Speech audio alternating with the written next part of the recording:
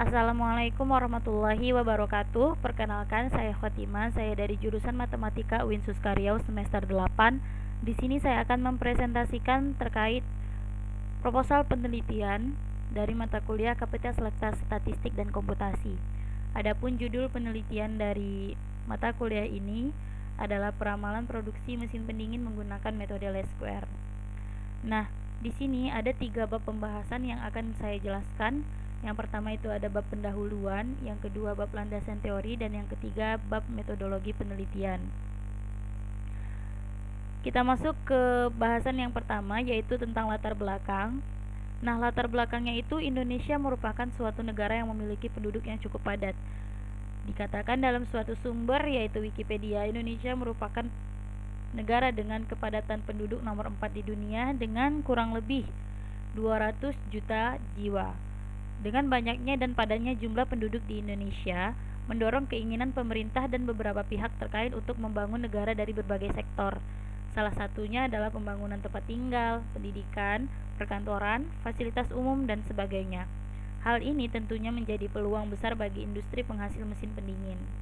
Nah, untuk memenuhi permintaan mesin pendingin, diperlukan suatu peramalan yang tepat dalam mengambil keputusan dalam proses produksi guna dapat melakukan perencanaan dalam memproduksi dan menghasilkan mesin pendingin sesuai ramalan permintaan.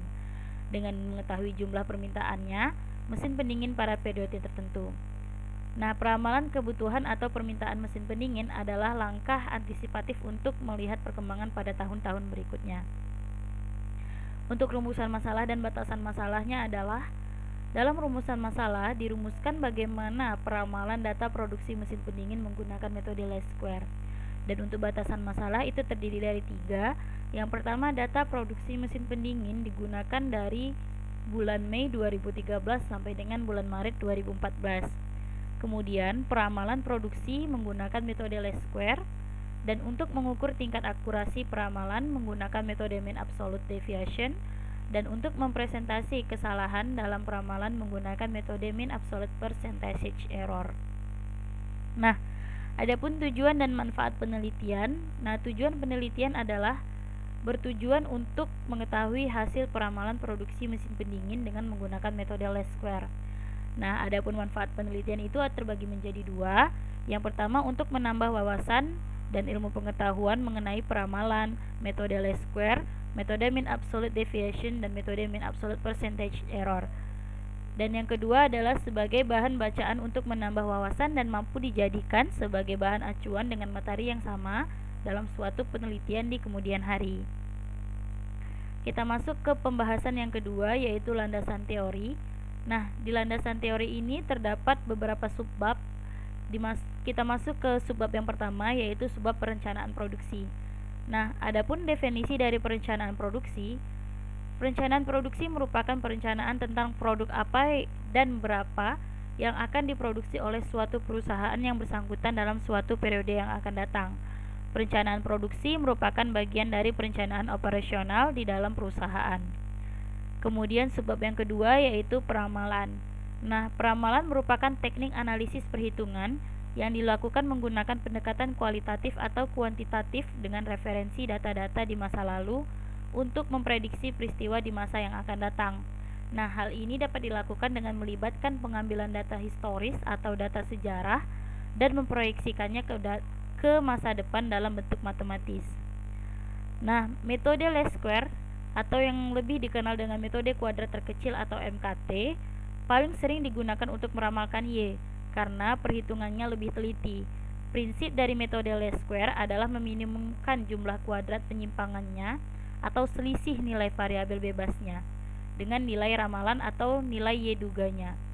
Atau kita bisa merumuskannya dalam bahasa matematika sama dengan bahasa sigma atau jumlah YI atau variabel bebasnya dikurang dengan YI duga atau variabel ramalannya. Kemudian kita kuadratkan.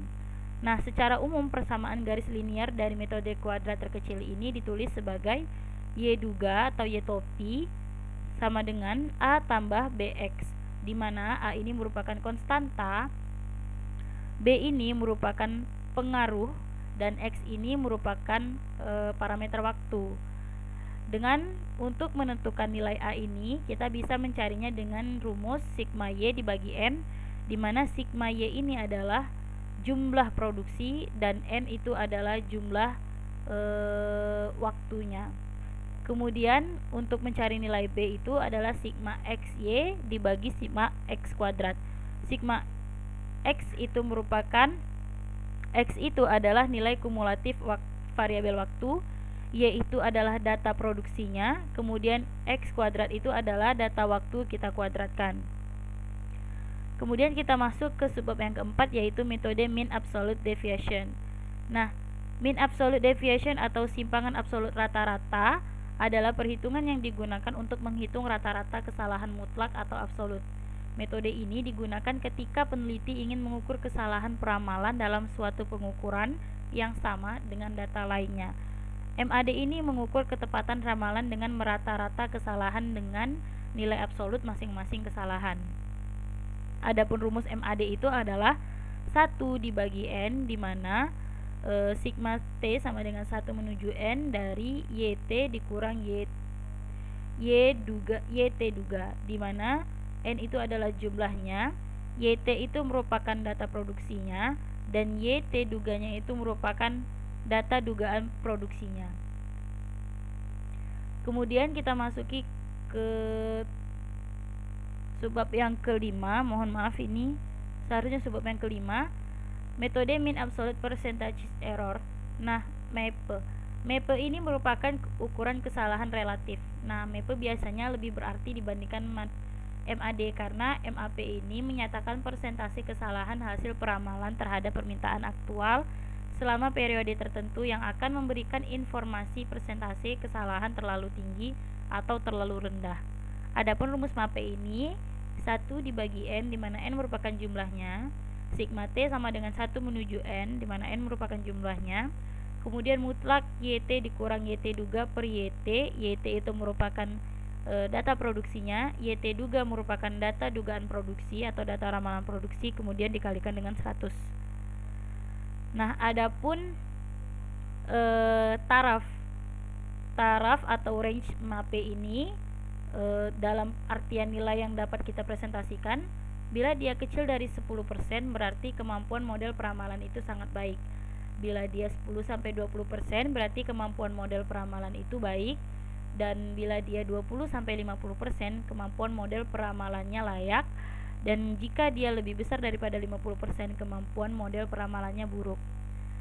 Kemudian kita masuk ke metodologi penelitian. Nah, adapun metodologi penelitian ini dibagi menjadi beberapa subbab. Adapun subbab yang pertama yaitu jenis penelitian. Nah, jenis penelitian yang digunakan dalam penulisan penelitian ini adalah metode studi keputusan yang bertujuan untuk mengumpulkan informasi-informasi yang didapat dari buku ataupun jurnal ataupun artikel yang berkaitan dengan penelitian ini. Nah, data yang digunakan adalah data hasil produksi mesin pendingin yang tercatat sejak bulan Mei tahun 2013 sampai dengan bulan Maret tahun 2014. Sekian yang dapat saya sampaikan, lebih dan kurang saya mohon maaf. Wabillahi taufik wal hidayah. Wassalamualaikum warahmatullahi wabarakatuh.